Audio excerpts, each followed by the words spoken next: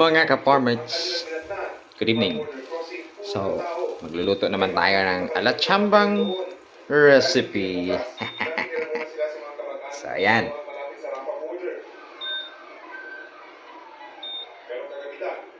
Mini-melt ko yung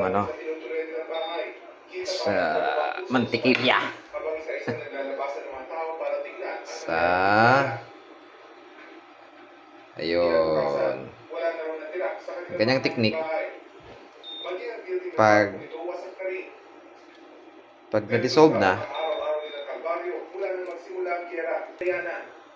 so ayan, pag na-melt na siya, lagyan natin siya ng konting mantika. Konti lang. Ayun, okay na yun. Turo sa akin yan ng papa ko. And pag lagyan natin ng konting hiniwa nating white onion. Ayan. Ayan. Gisa-gisa. Palasa lang yan dito sa ating hipon. Ayun. Sarap. Ayan na. Ayan na. Ano lang, madaling luto lang para sa ating dinner.